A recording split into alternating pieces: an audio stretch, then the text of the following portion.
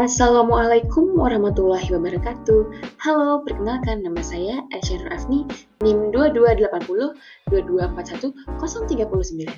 Di sini, saya akan menjelaskan tentang organisasi lembaga kepemerintahan, yaitu Komisi Pemberantasan Korupsi atau yang lebih dikenal sebagai KPK. Video ini dibuat guna memenuhi tugas pengantar organisasi dengan dosen pengampu Muhammad Hanafi, SAP, MSI. Nah, pasti sebelumnya kalian sudah tahu apa itu KPK. Yap, betul. Komisi Pemberantasan Korupsi adalah sebuah lembaga yang menangani perkara tindak pidana korupsi di Indonesia. KPK sendiri berdiri berdasarkan Undang-Undang Nomor 30 Tahun 2002 yang menyebutkan bahwa Komisi Pemberantasan Korupsi berdiri dalam rangka untuk mewujudkan keadilan, kesejahteraan berdasarkan Pancasila. Oleh karena itu, KPK didirikan guna memberantas tindak pidana korupsi. Lembaga Komisi Pemberantasan Korupsi adalah lembaga yang bersifat independen atau mandiri dan mewakili kebebasan dan dari kekuasaan maupun dalam menjalankan tugas-tugas dan wewenangnya. Komisi Pemberantasan Korupsi juga bertujuan untuk meningkatkan daya guna sumber daya manusia terhadap pemberantasan tindak pidana korupsi. Dalam menjalankan tugas-tugasnya, sebuah organisasi memiliki peranan staf, struktur, bentuk, dan jenis hingga asas dan dalam menjalankan organisasinya. Dengan begitu, organisasi akan berjalan dengan baik. Di sini ada asas-asas organisasi Komisi Pemberantasan Korupsi.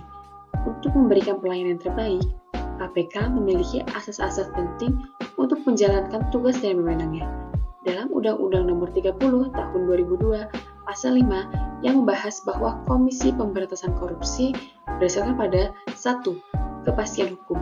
Pada asas kepastian hukum, Komisi Pemberantasan Korupsi berdasarkan pada peraturan perundang-undangan, kepatuhan, hingga keadilan dalam pengambilan kebijakan dan menjalankan tugas dan wewenangnya. Kedua, ada keterbukaan. Asas keterbukaan bermaksud untuk membuka diri kepada hak masyarakat demi memperoleh informasi yang benar dan jujur mengenai hasil kinerja Komisi Pemberantasan Korupsi dan dalam menjalankan tugas dan fungsinya. Ketiga, ada akuntabilitas. Pada asas ini, Komisi Pemberantasan Korupsi diharapkan dapat mempertanggungjawabkan hasil kinerja kepada masyarakat umum, di mana masyarakat adalah pemegang kedaulatan tertinggi di negara. Keempat, ada asas kepentingan umum. Asas kepentingan umum bertujuan untuk mendahulukan kepentingan dan kesejahteraan umum menggunakan cara aspiratif, bersifat aspirasi atau dengan harapan pada keberhasilan di masa yang akan datang. Akomodatif, dapat menyesuaikan diri, dan selektif yaitu penyaringan secara terpilih. Dan yang terakhir adalah proporsional. Proporsionalitas adalah asas yang lebih mengutamakan keseimbangan antara tugas, tanggung jawab, hingga kewajiban Komisi Pemberantasan Korupsi.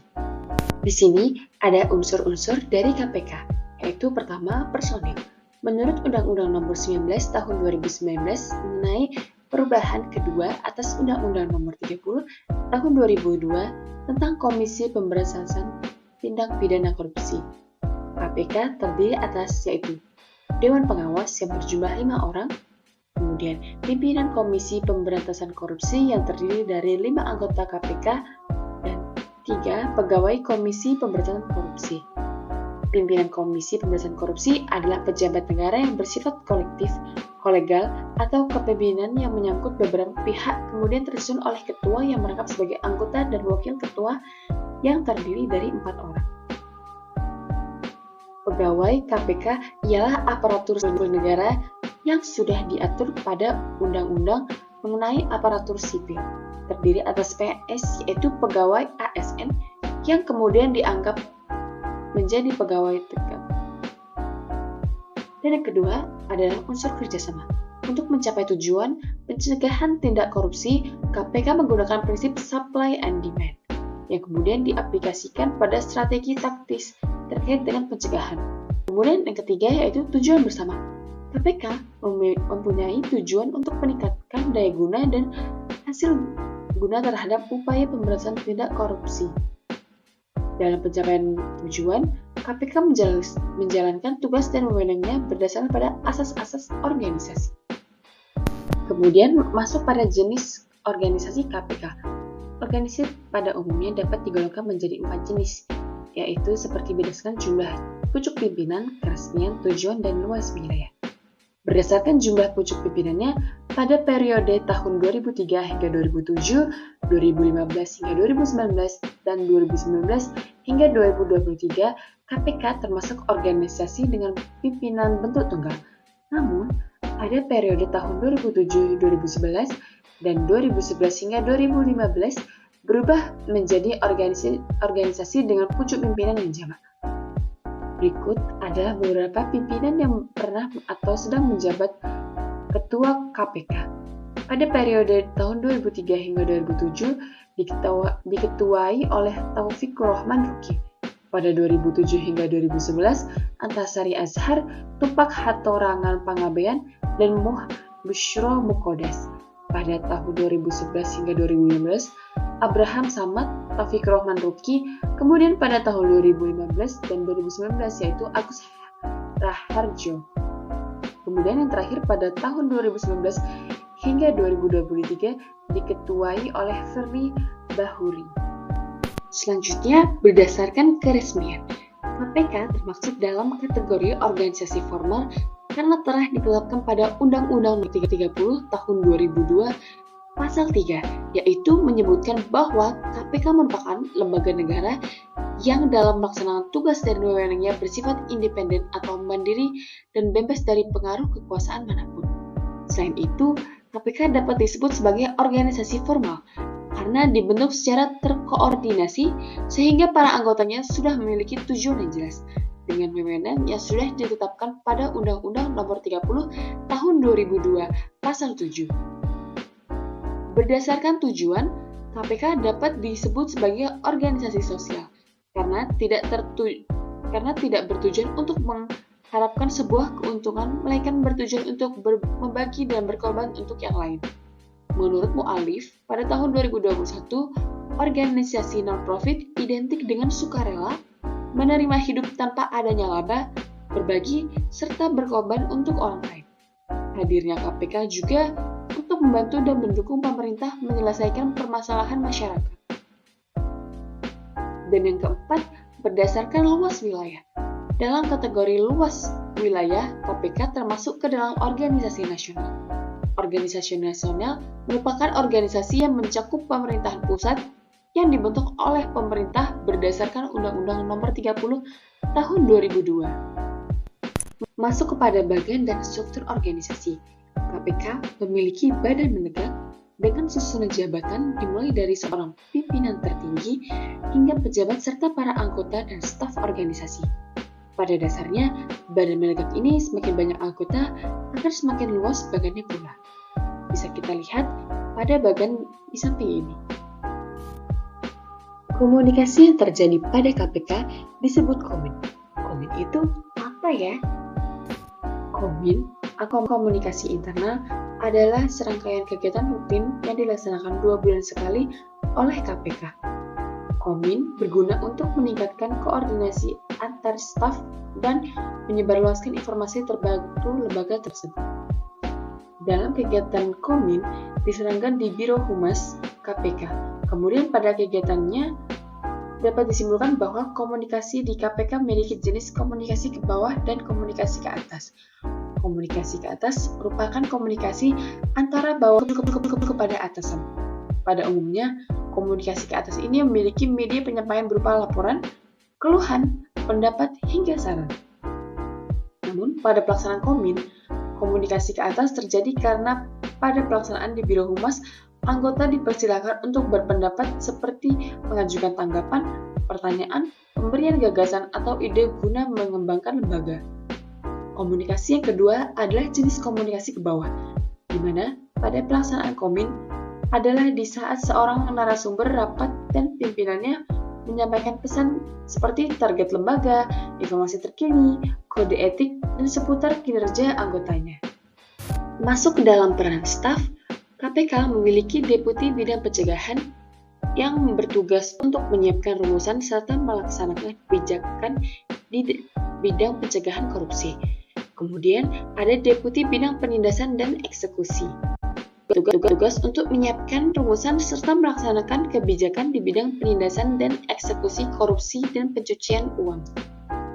Kemudian, pada Deputi Bidang Informasi dan Data bertugas untuk menyiapkan serta melaksanakan rumusan kebijakan di bidang informasi dan data dalam pencegahan korupsi. Lalu, ada Inspektorat yang bertugas untuk menyelenggarakan pengawasan internal pada KPK. Lalu, ada Sekretariat Jenderal. Sekretariat Jenderal memiliki tugas untuk menyelenggarakan koordinasi pelaksanaan tugas, pembinaan, serta pemberian dukungan pada administrasi di seluruh unit organisasi di lingkungan KPK. Kemudian, ada Deputi Bidang Koordinasi dan Supervisi, di mana memiliki tugas untuk menyiapkan rumusan serta melaksanakan kebijakan di bidang koordinasi dan supervisi dalam penanganan kasus korupsi. Lalu, yang ketujuh, ada Deputi Bidang Pendidikan dan Peran Serta Masyarakat. Deputi pada bidang pendidikan dan peran serta masyarakat memiliki tugas untuk menyiapkan rumusan serta melaksanakan kebijakan pada bidang pendidikan dan masyarakat dalam pencegahan korupsi. Selanjutnya, masuk pada perilaku organisasi. Pada umumnya, ada 4 perilaku organisasi, yaitu model kustodial, autokratik, suportif, dan kolegikal. Pada penerapan KPK memiliki model organisasi yang dijalankan oleh Ketua KPK, yaitu pilih bahuli secara otoriter atau menggunakan model autokratik, di mana pada model ini berpacu pada kekuatan pimpinan, sehingga para pegawainya akan terlalu bergantung kepada seorang pimpinannya. Menurut Salamadian pada tahun 2018, ia menyebutkan bahwa apabila seorang ketua berpendapat dengan gaya kepimpinannya, maka seorang bawahan harus mematuhi keputusan yang sudah diambil tanpa adanya pertimbangan. Keputusan ini dapat menimbulkan sikap apatis pada bawahannya. Gaya kepemimpinan ini juga dapat merusak sistem yang sudah diterapkan oleh KPK. Padahal pada penerapannya, seorang pimpinan diharapkan dapat mempertimbangkan sebuah keputusan dengan bawahan-bawahannya yang diberi pendapat serta pertimbangan-pertimbangan yang harus diputuskan oleh seorang pimpinan. Lalu kita masuk kepada perubahan organisasi. Dalam perubahan organisasi terjadi dalam KPK dapat disimpulkan menjadi 3 tahap. Menurut Lewenhurst, yaitu tahap unfreezing, refreezing, and moving, dengan perubahan secara terencana atau planned change. Pada tahap unfreezing, di tahap ini KPK melakukan pemberian motivasi kepada para anggotanya guna mendukung perubahan yang terjadi, serta mencari tahu apa saja hal-hal yang menjadi faktor penghambat perubahan, serta faktor kekurangan apa saja yang memperkuat perlambatan perubahan tersebut. KPK akan membuat matriks SWOT KPK, di mana pada kesimpulannya akan menemukan analisis kekuatan, kelemahan, ancaman, dan peluang Komisi Pemberantasan Korupsi. Lalu masuk kepada tahap moving. KPK memiliki perubahan tahap moving dengan mengandalkan pedoman internal, yaitu mengimplementasikan terhadap misi dan misi KPK. Pada pelaksanaan perubahan ini, KPK melakukan perubahan struktur organisasi dengan landasan yang diatur pada Peraturan Komisi Pemberantasan Korupsi Nomor 7 Tahun 2020.